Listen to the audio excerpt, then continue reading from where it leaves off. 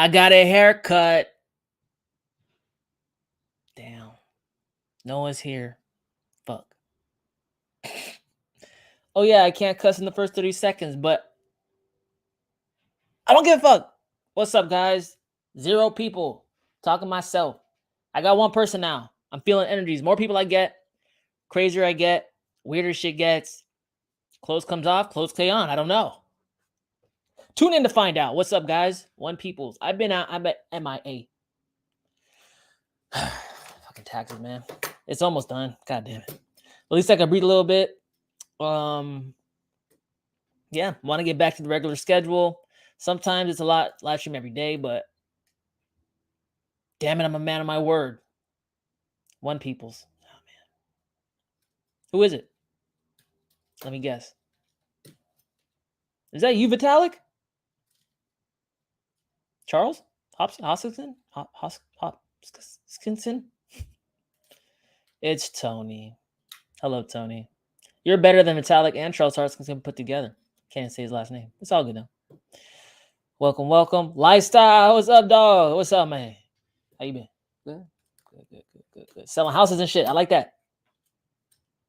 Hey, if I can get you some, like, some leads, crypto leads. Crypto people like buying houses, man. Let's see. 1 peoples. I like it. Okay. I would typically bullshit longer, but got shit to do today. We're going to jump into it. We're going to look at some news. It's been a while since I read publicly, so you guys know how I am with reading. It's a love-hate thing. Okay, I can't read very well, but I try. God damn it, I try. We're going to do it. Crypto seen as the future of money in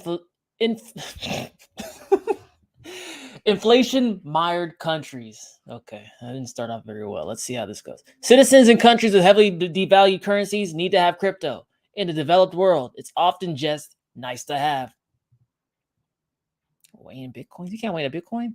Last year, cryptocurrencies reached a tipping point, according to Gemini's 2022 Global State of Crypto report, evolving from what many considered as a niche investment into an established asset class. Yeah. It took them 10 years, but it's all good. According to the report, 41% of crypto owners surveyed globally purchased crypto for the first time in 2021, including more than half of crypto owners in Brazil at 51%, Hong Kong at 51%, and India at 54%. The study based a survey on 30,000 adults in 20 countries over 6 continents. Also made a strong case for inflation and currency devaluations are powerful drivers for crypto adoption, especially in emerging markets countries. Respondents in the countries that have experienced 50% or more devaluation of the currency against the USD over the last 10 years were more than 5 times as likely to say they plan to purchase cryptocurrency in the coming year than those in the countries that have experienced less than 50% currency devaluation. It don't take a freaking rocket scientist, man. People don't like to lose money. What the F? Why is this like a revelation? But we're finally starting to see it play out in front of our eyes.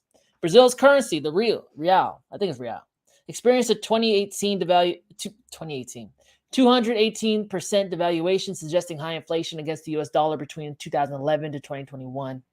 The 45% of Brazilians surveyed by Gemini said they plan to purchase crypto in the coming years. South Africa's currency, the rand, recorded a 103% devaluation in the past decade, second only to Brazil among the 20 countries in the survey, and 32% of South Africans are expected to be crypto owners in the next year. The third and fourth highest devaluation or inflationary countries, Mexico and India, display a similar pattern.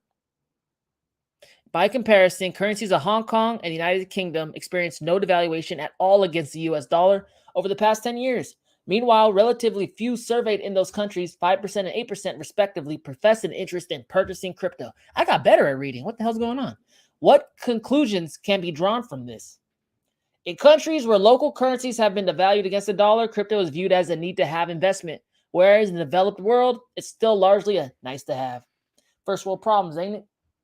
Hey, but you know what? Look at this. Let's just count the waves. I always talk about BRICS, sound like a broken record. You guys probably like, shut up, Dubdigital. We don't care about that. Well, look, every single time I read an article about countries that are favorable to crypto, guess who they are? The fucking BRICS nations. We got Brazil mentioned in here. We got China we mentioned in here. We have South Africa mentioned here. We have India mentioned here. Only people we don't have mentioned is Russia, and their currency just got crashed to death. Do you really think the emerging economies are just gonna take it laying down? They waited they waited long enough for dollar hegemony to weaken and wane. You telling me they didn't have plans to kind of speed up the process of that? I think they would, man. Because like how it goes is like this. You think, okay, so America has a world reserve currency, right? And all that. Pretty much dominates the financial they have an unfair playing advantage, right? Like because they dominate the financial global playing field with it. They set monetary policy. They're the head of the snake and everything else follows. You think America would give it up? You think they're just hand it over and say, well, it was fun. Pass the baton. No. These countries try to extend it another decade, another century. They do anything they can to hold on to it. Russia knows that. China, they're really smart people, man. You think they wouldn't? Guys, they've thought this through. They said, what if America doesn't want to let go of their power? I don't think this Ukraine war is all about Ukraine. I think the bigger narrative above it is the crashing of the financial system. Guys, things ain't really been the same ever since, I guess, Russia went into Ukraine. Really? We're seeing metals pop off like freaking cryptos and small altcoins. What the fuck? Nickel? You mean the nickel in my pop? You know what I mean? Like, I'm just saying, guys, at the end of this, there's always like a reason, right? They say that in war, the first casualty is the truth. All is fair in a love and war. Why would they tell you the truth? They wouldn't. I bet you no side is. 6 people, what's up? Bruh, what's up, man? Hey, what's good? It's all planned out. Level playing field. Yeah. Shit's all planned out, bro. How do I know? Oh, guess who was collecting gold and precious metals and probably crypto for the last couple decades? The BRICS nations. Guys, this shit's not accidental. God damn it. It's so obvious. Happy buy day. You're a beast, man. Freaking whale. Or soon to be whale. I like that. How you guys been? Being good? Good. I like it. My back's... God damn it. My back. Shit. I need a better chair, man. I've been sitting in this chair so much, I'm like starting to rub off the freaking... Damn. I need another chair. I didn't know you could like mess a chair up by sitting in it. It's pleather. It's fucking pleather, okay? 7 people, what's up? Okay, let's get it. 60 Minutes features on El Salvador's Bitcoin beach will air on Sunday. I'm not going to say that. This person, journalist and 60 Minutes correspondent, interviewed Mike Peterson, one of the people who funded the Bitcoin Beach project and encouraged crypto adoption. Damn, that's tight. Bitcoin be sailing too. 60 Minutes, a CBS news show that has been running since 1968, will feature El Salvador's Bitcoin Beach in a new episode airing on April 10th. According to Friday post from 60 Minutes Twitter account, the investigative news show will air a segment on the crypto-friendly area of El Zante, a village located in El Salvador's where residents and visitors have been able to buy Bitcoin to pay for anything from utilities to tacos. You can buy tacos with it? Shit. A journalist and correspondent for the show interviewed Mike Peterson, one of the people who funded the project and encouraged crypto adoption among residents. How did the town El Salvador become known as Bitcoin Beach? Sunday, this person meets with Mike Peterson, who helped make it happen. Damn. I was hoping he'd look cooler. It's okay. The Bitcoin Beach project preceded the adoption of Bitcoin as legal tender in El Salvador, first announced by President Bukele, how you say that? During the Bitcoin 2021 conference and later enacted September 2021. Since that time, the president has gone on to make several Bitcoin buys totaling 1,801 Bitcoin as of January, roughly 77 million at the time of publication. Pay with Bitcoin, get 50% discount Saturday and Sunday. What the fuck? Damn. A survey from the El Salvadorian Chamber of Commerce released in March showed that 14% of respondents said that they had transacted in Bitcoin since El Salvador's Bitcoin law went in effect. More than 90% of companies suggest that Bitcoin adoption had little impact on sales. The country is moving forward with the creation of Bitcoin City, a project funded by Bitcoin bonds and powered in part by geothermal energy from volcanoes. That shit talks about Ukraine. I don't know why. I'm over that shit. 6 people, what's up? Honestly, the more I think, like, I look at Ukraine and like putting like the emotions aside and placing blame aside, you know, we're not doing that. We're looking at it unbiased, right? I'm thinking it's like a distraction. I'm thinking like it's noise. I'm thinking like it's not the real. It just seems like so crazy. Like all the food's going, like all the places responsible for manufacturing large portions of the food getting hit or conveniently unavailable. Guys, I hope you know the food shortage started last year, not right now. That shit started in the pandemic, not right now. I was sitting over there a year or two ago saying, oh, supply chains are down in the sea. Oh, this is a matter of time before it starts dominoing. Then there's been like a lot of like droughts, and there's been like a lot of like bird flu killing like chickens and shit. Pigs have been dying in China. This shit's been brewing. I think what we're seeing now is the excuse, but the real root cause is a shitty ass broken system that's probably beyond the point of repair, and they don't want to say it. My food bill is getting crazy, man. I went to Trader Joe's. I spent $50. I got nothing. I got some bullshit. I was like, what the fuck is this? I didn't even get my favorite vinegar and salt chips. What the fuck? Like $50 used to go kind of a long way. No more, man. No more. Hey, but go to Costco. That's the best deal on meat. Go to Costco, get the $5 rotisserie chicken. I'm putting you on game right now. You gotta get there early because people find out. Get like 10 of those suckers. Shred that up, put in this freezer. That's gonna be your best investment coming up. I got rich off chicken. The world is a stage, and the players in the chess game is being played by the same hand. See, man, so my grandma, before she passed away, I'm open up a little bit. My grandma, before she passed away, she was a history teacher. One of the first Black history teachers, actually, in the United States. Professor. And she would always say, even going into her old age, sorry, forget some stuff. She kept saying, all the world's a stage. All the world's a stage. Men and women have their entrance and their exits. That's actually a Shakespeare quote. And the older I get, and the more I actually pay attention to history and news, I'm like, damn, my grandma was a genius. She's right. She was on that conspiracy shit before conspiracy shit even happened. Damn. 7 people, what's up? All about the amount of BTC then. About half the amount of my BTC then. Damn, you mean the 1,800? You got that minis? Hey, I got an address, man. Right down there. Or hit me up, man. You need it. I'll send it right to your inbox. First pandemic, now war. What are they diverting our attention from? I mean, like, it's the same shit, bro. Like, you do the same thing too. You ever get in trouble and like someone's like, hey, why'd you do this? You're like, squirrel. I do that shit all the time. Hey, it's a squirrel. Like, it's called hidden in plain sight, man. Hidden in plain sight. It's so in front of your face, you don't happen to look down or up. What are they? No, just shitting you. Fuck.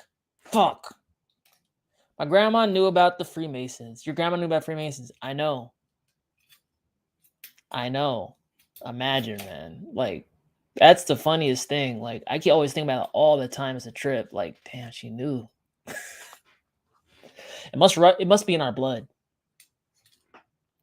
Our bloodline. Whatever the hell. I don't fucking know. I just say that shit because I read on the internet. Let's see. What else? The FDIC wants U.S. banks to report on current and intended crypto-related activities. Okay, duh, we knew this was going to happen, but what the fuck is that? Intended crypto related activities? Like, you mean before it's actually been like funds are used to buy crypto, they're gonna like try to tell if you want to buy crypto? Like, that's crazy. That's some like identity report. What's that shit? What's that movie where they would arrest people before the crime was committed because they thought they could tell the future? Forgot. I didn't. Fuck, I don't know. Okay. The U.S. bank insurer has concerns over the ability of the institutions to supervise it supervises to assess crypto risk adequately, and it's none too sure about its own abilities. The Federal Deposit Insurance Corporation, the United States government corporation that insures depositors at the U.S. commercial and savings banks, issued a financial institution letter Thursday. The letter requests the institution supervised by the agency to notify the appropriate regional director of their activities with crypto-related assets or their intentions to engage in crypto-related activities. I don't know. According to the letter, it's difficult for institutions as well as the FDIC to adequately assess the safety and soundness, financial stability, and consumer protection implications without considering each crypto-related activity on an individual basis. Okay, either that's impossible or they're going to implement some weird AI shit. Consequently, the FDIC wants to receive all information necessary for it to engage with the institution regarding related risk stemming from their current or an intended crypto-related activity and provide relevant supervisory feedback to the FTC, whatever. Basically, I want to know everything. Institutions are encouraged to contact state regulators simultaneously. Guess who did that shit? Veritasium did that shit. They contacted the SEC and then they got sued. The note advises that institutions should be able to demonstrate their ability to conduct crypto-related activities in a safe and sound manner. Descriptions of risks considerations facing institutions broken down into categories of safety and soundness, financial stability, and consumer protections make up the bulk of the letter. The FDIC partnered with the Office of the Comptroller of the Currency in a policy sprint focused on crypto assets last year. And in November, it released a statement on their findings, where the agency outlined a plan to provide greater clarity on whether certain activities related to crypto assets conducted by banking organizations are legally permissible, and expectations for safety and soundness, consumer protections, and compliance with existing laws and regulations. Okay, do I care about the rest of this? So they did a stablecoin act shit. Biden did executive order shit. That's about it. Now FDIC wants banks to be able to like say, hey, we can like deal with these safely. Why does the FDIC care? Because FDIC is ultimately on the hook to like pick up the pieces if the banks drop the fucking ball. You know, you ever hear savings account up to $250,000, FDIC insured 250,000. I think it's reduced down to 200,000 now. But like basically that's the federal insurance in case something bad happens to your bank account. That's why banks are considered so safe. Problem is, I don't think the FDIC has enough money to cover all their freaking obligations. Banks barely have enough money. They freaking fractionally reserve lend. 10 people, what's up? Hey, Dub, how do you see the world in the next 6 to 12 months? I see a lot of people painting chaos everywhere, but usually the reality is less dramatic. Honestly, man, I mean, honestly, like thinking about it, it's kind of hard. It's a broad question. How's the world gonna look like in what sense? But if you mean financially, I think I've outlined it pretty well. I think we're gonna have another burst of inflation. Oil ain't gone down too much. You know, like I think we're gonna have another burst of inflation. Everything I look around is inflationary. Everyone's saying deflation. They're anticipating a deflationary event, but there's not one here right now. Can we agree on that? Now, everyone thinks that, nothing goes on forever and whatever reverts back to the mean. Sorry, I forgot the term for a second. Yeah, usually reverts back to the mean, to the average, right? So if inflation runs up, it's going to come back down. But there's also another saying in investing called, and I don't forgot who said it, the markets could stay irrational longer than you can stay solvent.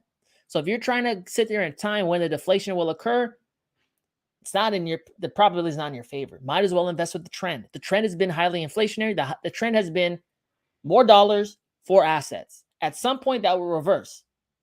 And if you happen to sell your assets for those more dollars, then at some point you can reinvest at a bottom when it takes less dollars to buy assets. This is not atypical, man. Just go back, do some digging. Don't take it from me. Go back, look into history, and see what happened in the 1920s, the Roaring 20s. People were loving it. Girls and freaking shaking shit. People drinking in basements and shit. They loved that. People getting rich. It was a great time. What happened after the 1920s? The Great Depression. But mind you, there was a long run up for at least a decade. I'm not saying this run up's going to take a decade. Crypto is typically condensed. But you hear what I'm saying. Who says it can't get crazier? Who says prices can't run even more? Hey, you show me a deflationary event, a news article or whatever. That's not an analysis, not some investor going out on a wing, making a prediction, trying to be the next Warren Buffett or whatever, the what's that shit called? The Squeeze some shit. Netflix. Forgot what it's called. Yeah, man. I'm telling you. People are saying deflation, it has to go down by now. It's like, you're gonna miss this next leg. Just saying. 7 people, what's up? Minority Report. Yeah, Identity Report. Yeah, Minority Report, man. Yeah, that's that shit. In the guise of helping you help yourself, we're gonna predict if you're gonna want to buy crypto by using neural networks and that shit that Elon put in your brain. Minority Report. All right. One of the many artificial intelligence use cases. Part of the play is to tell humanity their plans, i.e. movies, lesser magic. Well, honestly, man, I think the reason a lot of people say, oh, whoever the architects of reality, the people who paint the scenarios that we live in currently and the narratives we live in currently, they tell you up front. Why? Because I can't prove it, but this is hear me out. I think they have to, because if the reality they pull humanity in is too far gone, if it's too weird, the mind will subconsciously reject. You ever been in a dream and something weird happened? You're like, wait, what? And then it's so weird, it snaps you out of it, So they ease it into your subconscious. They let it seep in so you get at least okay with the idea. It becomes more and more possible. More and more possible. The aliens. You see an alien, you're like, what the fuck is that? If you read about aliens your whole life and seen movies and it's been normalized in your head in a way, it's going to be easier to digest once you see it. And that's just I'm not saying there's going to be aliens. I'm just saying that's the concept I'm getting at. Makes sense? 9 people, hey Dub, I bought EOS and had to instantly get married to it.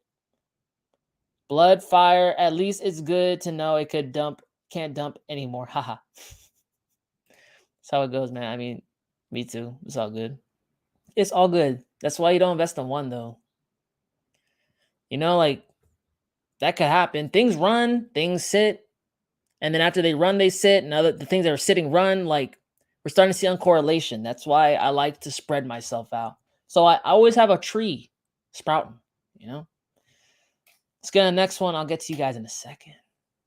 Blockstream and Block Inc. to build solar Bitcoin mining facility powered by Tesla technology. I know this is old news, but I got to catch up. Maybe you guys do too.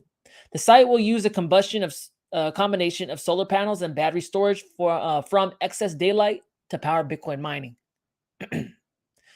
Oh yeah, guys. I don't mean to brag or anything, but remember I told everyone last year, May 2021, that Bitcoin mining, the inefficiency from it and the harm to the environment wasn't Bitcoin's problem. It was the way we generated electricity.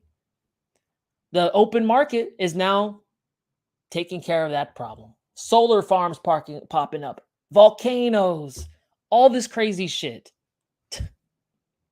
See, what are they going to say now next time Bitcoin goes up? What are they going to say?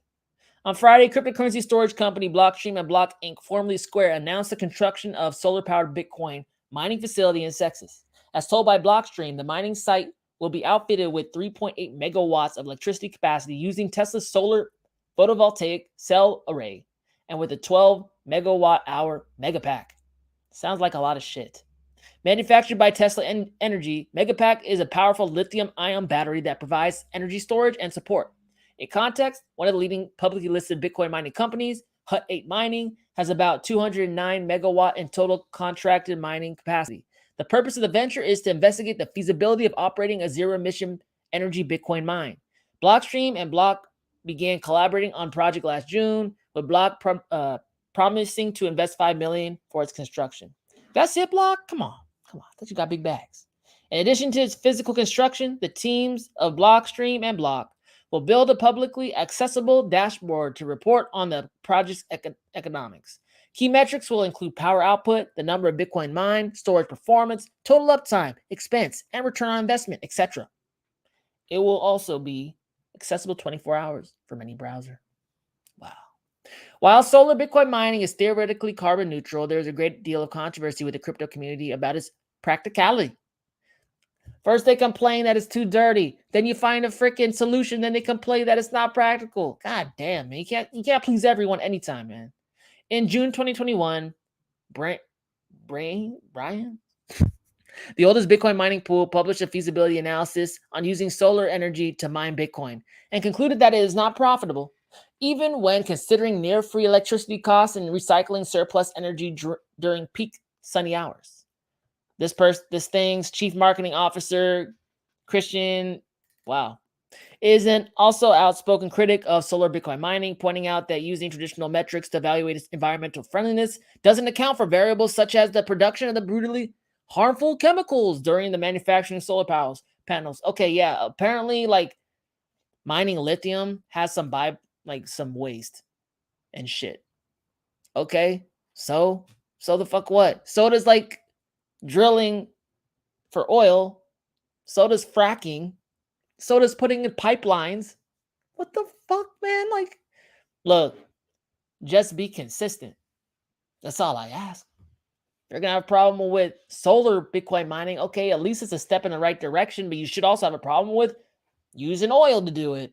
And you should have a problem with driving your car. And you should also have a problem with heating your house and running your AC. God, come on, guys. God damn. Hey, what's up? The plan is to destroy the existing system while they build the new system, blockchain. Then after the chaos, blockchain will go to the moon.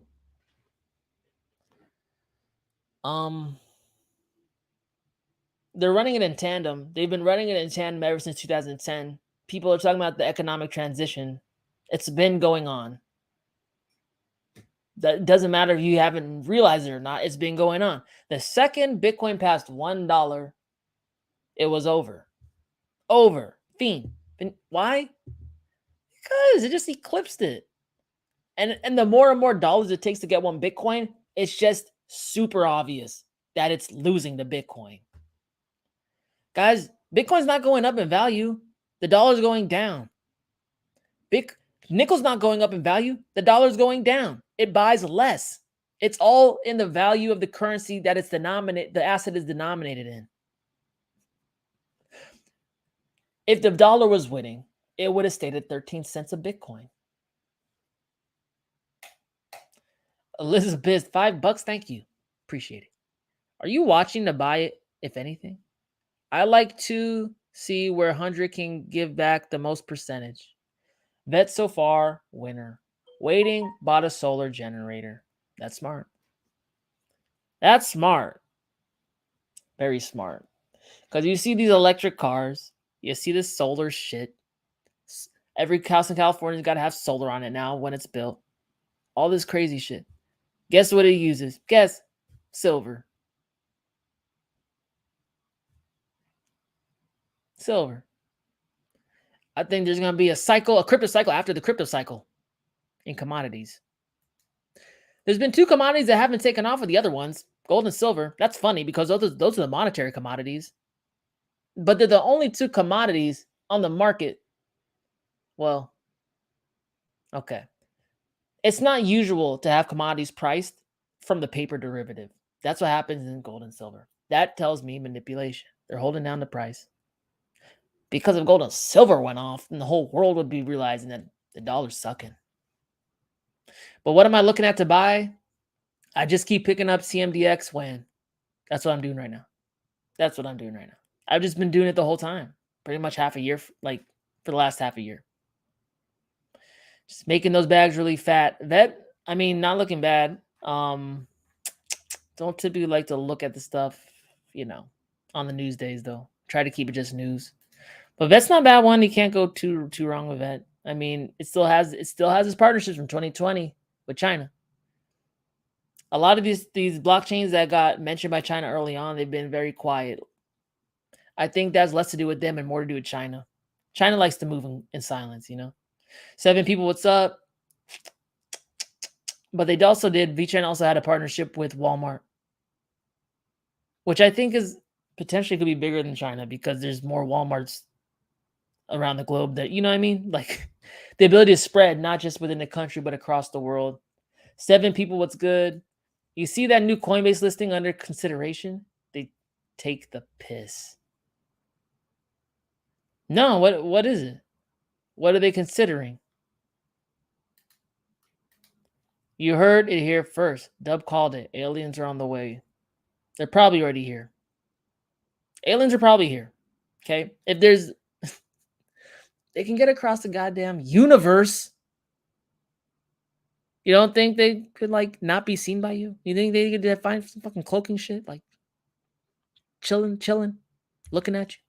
Or they could, have the ability to cloak themselves or look like you? That sounds crazy. He's like, yeah, to you, man. You're not a freaking smart-ass alien.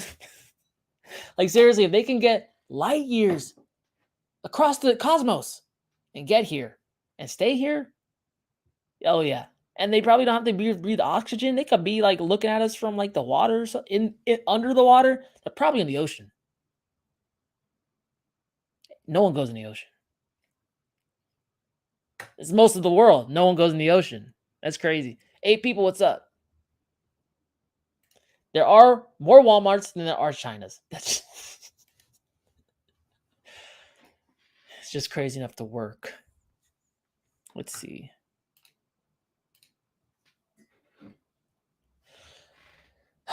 Okay.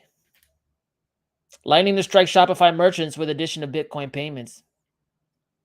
Jack Mallers announced the new integration today at Bitcoin 2022 conference and hopes to give more people access to what he sees as a better monetary system. Delicious. Chicago-based payment application Strike has integrated with global e-commerce giant Shopify. So merchants can accept Bitcoin payments via the Bitcoin Lightning Network. Wow. Wow, really? It's finally doing something? God, it took so long. Lightning Network LN is a layer 2 scaling solution for Bitcoin designed to facilitate faster and cheaper transactions. Strike CEO Jack Mallers revealed a new integration on stage at Miami's Bitcoin 2022 conference on Thursday. The move could allow Shopify's almost 2 million global merchants to accept Bitcoin payments denominated in US dollars. However, the only merchant partner cited in Strike's official release was Warren Lotus, a LA-based sweater brand. And that site has been down for some time at the time of writing. That's fucking funny. Why? A sweater company in LA? That's funny. Shopify is the world's 18th largest e-commerce company with about $4.6 billion in annual revenue, according to the market research site Macro Trends. I like that. Its service enables merchants to set up an online store in 175 different countries. If I want to walk into a Whole Foods, a McDonald's, and use different payment networks, it's a thing. As the merchant, you can receive in Bitcoin, take Starbucks points. I don't care. What? The fuck? The Bitcoin 22 official Twitter account stated the integration was already live and quoted Mallers criticizing the modern-day payment systems, which started in 1949 with the Diners Club card. Any online merchant that uses Shopify can accept payments without the 1949 Boomer network. Receive it instantly. Cash final. No intermediaries, no 3% fee. This is a big thing for small businesses. That's why you have minimums when you use your card, because it makes it economically make sense for small businesses who don't have that much cash to let you buy shit. Sometimes they lose money if it's small enough. According to Mallers, one of the main advantages of using Bitcoin via Lightning Network is that payment settles nearly instantly instead of the late 2 to 15-day settlement. He cited as a drawback of existing common electronic payment methods. He added that instant settlement helped both consumers and merchants complete accounting work and know their exact balances faster. Mahler's also revealed Stripe's partnership with the Blackhawk Payment Network, reportedly the largest point-of-sale supplier in the world. The company draws $2.5 billion in annual revenue, and its website states that it has products over 400,000 storefronts. Products at over 400,000 storefronts in 28 countries. I'm not reading too well at this point. Okay, and I give up. Lightning Network, very controversial. Why? Because Bitcoin is supposed to be peer-to-peer digital money for the world, as cited in the Satoshi white paper. This is where the Bitcoin Cash clicks really come to odds, because it really has to do with L1 versus L2. L2 being the Bitcoin Lightning Network, which is basically a network of nodes that transact very quickly, keep it open for some kind of duration, and then after that duration, upload all the transactions that occurred into a single aggregate transaction on the Bitcoin Layer 1 blockchain. This way to, I guess, make more capacity for transactions to make them happen faster, make it practical to happen within the store, but most importantly, not clog it up and get the gas fees all high as shit. Bitcoin Cash said, hey, we don't know why we would do that and centralize the blockchain more so, more nodes, better. Decentralization, better. So then you start to see the philosophy shift from people who just want convenience, and they'll sacrifice some decentralization to achieve it and get greater adoption. Then you have people who won't, who believe in the ethos of immutable, distributed, decentralized, peer-to-peer money. Little history lesson. 9 people, what's up? You see that new... Okay. They live dub. Oh, aliens. What it do, Scuba Doo? What's up, man? Irrelevant. Been a while. How you been? What's up? Made it. What's up? I got 9 peoples. Wow. Bloody knives? Is that a threat? You guys catching fallen knives? It's fun. So you get stabbed in the face. 9 people, what's up? Bitcoin wasn't allowed to scale, so we get Lightning Network. Bitcoin was allowed to scale. It just got forked doing it. You're referring to the block size, right? Bitcoin Cash increased the block size and it would be performant on layer 1. Bitcoin did not. But I mean, it's the same fucking code. It's from the same code base. Like, that's the thing. Like, Bitcoin was allowed to do what it did. Just another version of Bitcoin took off and did something else too. You know? So people refer to BTC as Bitcoin. Okay? Like, technically, from a branding standpoint, but from a technology standpoint, besides everything that was put on afterwards, same code base. Just saying. 10 people, what's up? This one's interesting. Check this out. HBAR Foundation launches $250 million metaverse fund to enhance consumer brand adoption. HBAR, back in the news? What? This is the largest fund that HBAR Foundation has launched to date. A statement of intent for the aspirations in the tokenized economy and metaverse space. I wouldn't be mad at that. Metaverse and HBAR, that's crazy. The HBAR Foundation, a non-for-profit independent organization for distributed ledger firm Hedera Hashgraph, has announced the establishment of a $250 million metaverse fund to drive consumer brand adoption of tokenized Web3 applications. The foundation's team has identified applications within both the Web3 and Hedera ecosystems that build direct from business to consumer and act as a reciprocal middleman between all parties of the metaverse fund to focus their efforts across 4 sectors: blockchain gaming, the brands and collectible market, sporting experiences, and institutional metaverse opportunities. What's that? What does that mean? The fund's inaugural recipient, What's up with these names, man? Can I just get like, easy to say names? Operates as I'm falling apart.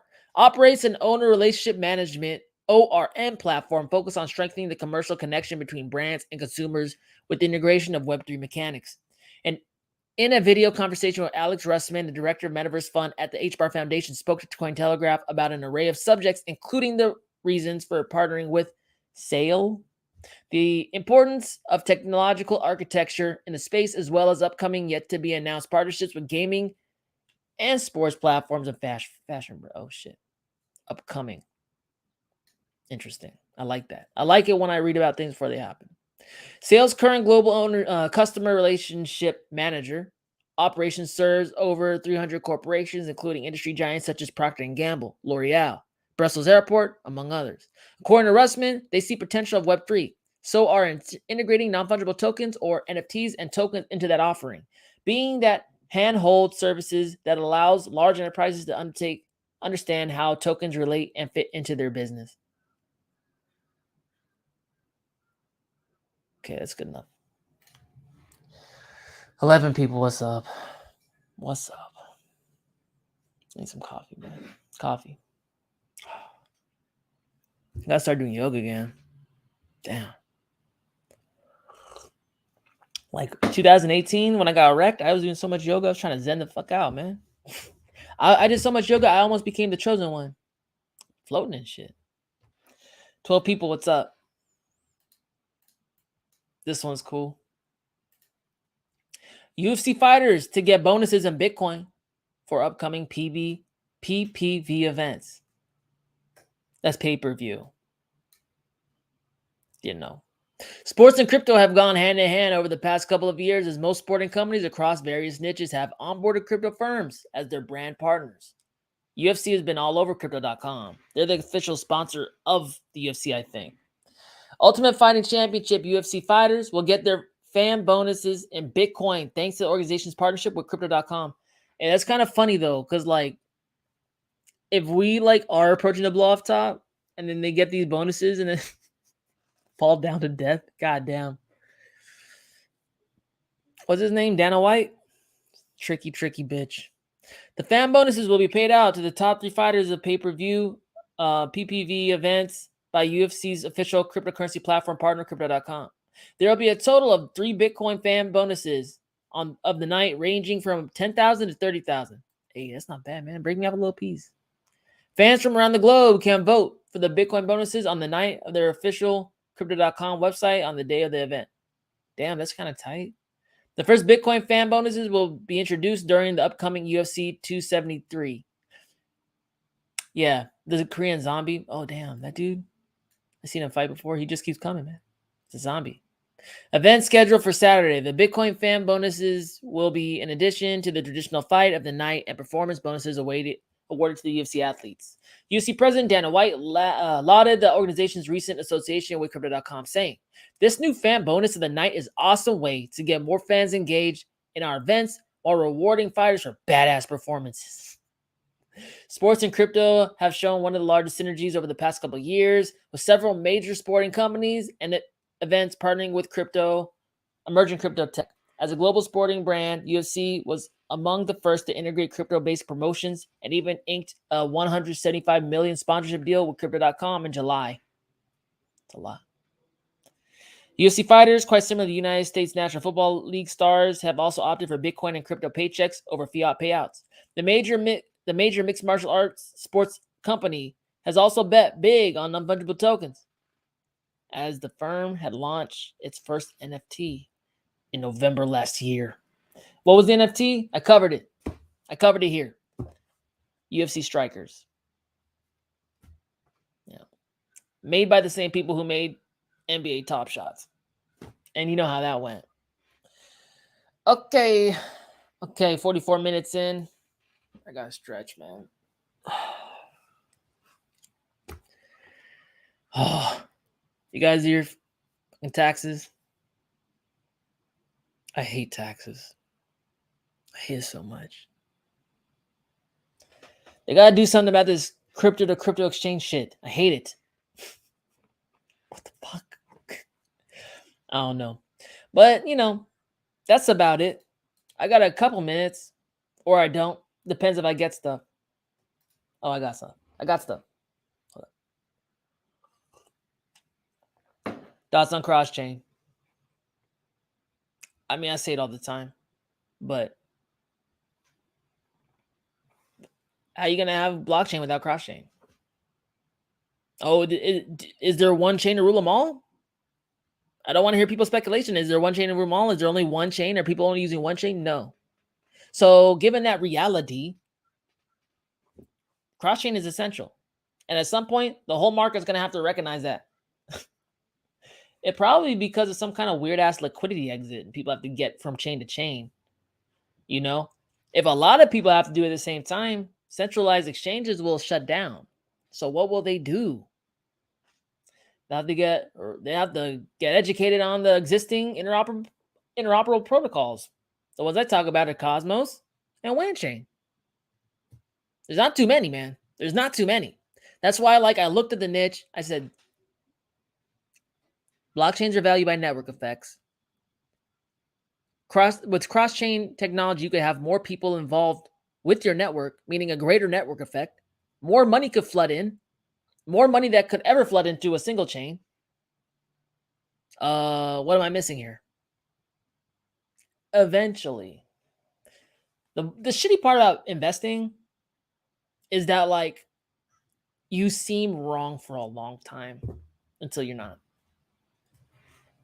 People sit here and they have a short time horizon. They can't see past their nose. So they say, you're wrong. And it's like, you're naive. You just can't, you don't got the vision, bro. Don't worry. I think interoperability is a guaranteed niche that will blow up. We've seen Metaverse. Metaverse is less integral to blockchain success than interoperability is. That's a fact. And interoperability can actually help with liquidity issues experienced on different dexes and different protocols. Why? Because they can do cross-chain swaps. They don't have a protocol that's banging big liquidity. Doesn't matter. Go cross-chain. Tap into one. Telling you, man. Coinly worked great for me. Wasn't too bad. Yeah, man. I have so many wallets, though. That's the problem. If I just had a Coinbase, and maybe a MetaMask, I got a shitload of wallets. Not cool. Gotta do better next time. Cross-chain DEX above message, LOL. Thoughts on 64K April 21st being the macro top. And now we're about to finish the 1 year downtrend this month? Question mark? Oh, I don't think so. I mean, Jay, look, don't look at the highs, look at the lows. Everything else is noise. Look at the bottom trend line. So if 64K was the top, we're still, even after this correction, even out in the correction, we made a higher low, right?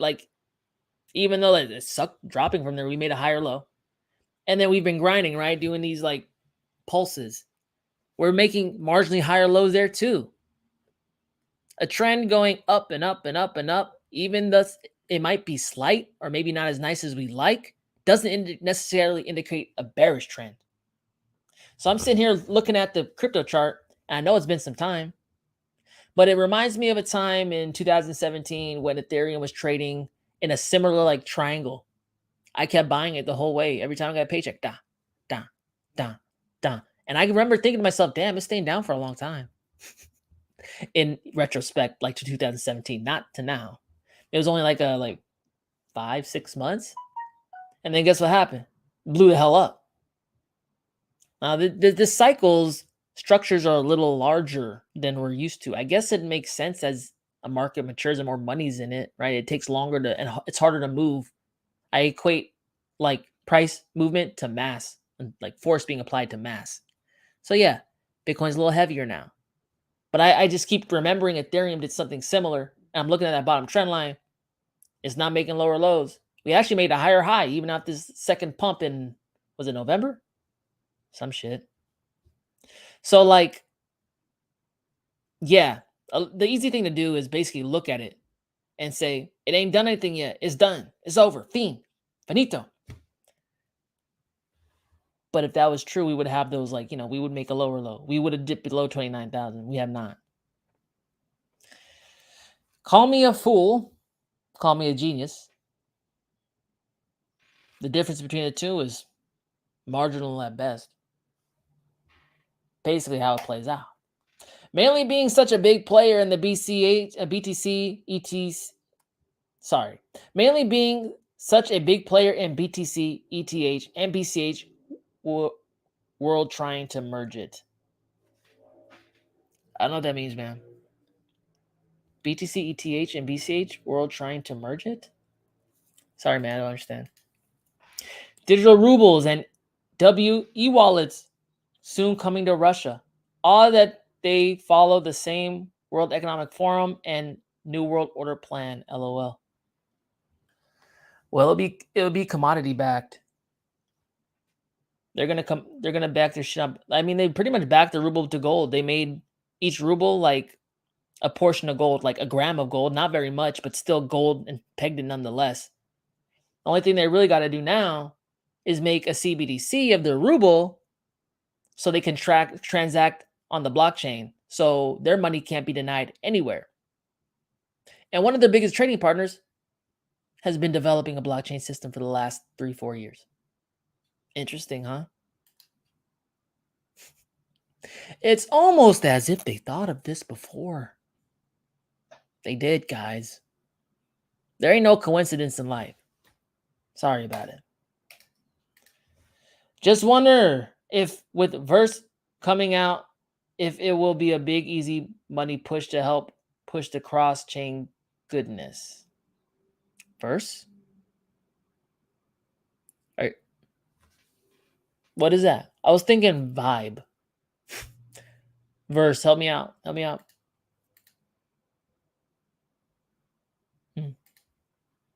Pi cycle top indicator, among other things, showed that was the top. Okay, but like, tell me about the bottom trend line then. How come the bottom trend line is not agreeing with the Pi indicator? Bottom trend line is the most simplistic, fundamental thing in technical analysis. I'm keeping it simple. So if that was the case, why was it not agreeing in accordance with that indication? Like I just would feel like I would feel like a noob if I saw that about the bottom trend line and just like told myself, nah. You know what happened last time I told myself, nah? It's 2013 with Bitcoin. I only got a little bit of the Bitcoins. And I told myself I ain't never betting against myself again. So right or wrong, man, immaterial. I know what path I'm going down. It's my destiny, man. Y'all can do whatever you want. It's all good. I don't take it personal. I'm just sharing my lessons learned. Hey, people, what's up? Burrs, Bitcoin wallet project, DEX, credit card, etc. Huh. Cross-chain? It's cross-chain? Bitcoin wallet project. Cross-chain Bitcoin wallet project? I don't know. Maybe. I mean, honestly, I would say some stupid shit like I did with Metaverse. It was a while since I made my sandbox and the Decentraland videos. It was a while, probably like half a year in pop off yet. Someone asked me, what you think Metaverse is the next cycle? I said, maybe. And then guess what happened? My dumbass looked like an idiot because Metaverse started popping off. So like I would say maybe the market's not ready for interoperability because we just need more people in the market in general. But I remember that. I remember that. Doesn't mean something can't happen to cause people need to move money in a decentralized way. That's all that would be needed. They're trying to evade inflation. If they're trying to evade taxes, what doesn't really matter. But I just see a world of people who are pissed off and they're getting more and more desperate. They might just take matters in their hand and put their money in the internet. That would cause a lot. The cost for that would need to be very scary. But hey, man, sit on the brink of nuclear war. I don't know what else would do it. Cross chain, smart BCH, ETH, lower fee chains.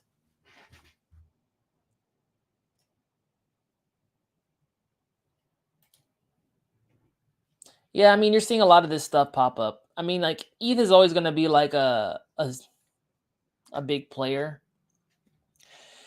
because it was the first Turing complete, you know. But guys, you know, Turing complete is like that's Ethereum's thing. Bitcoin's not Turing complete. I think Bitcoin Cash is it Turing? I don't think so. I don't know. Don't kill me.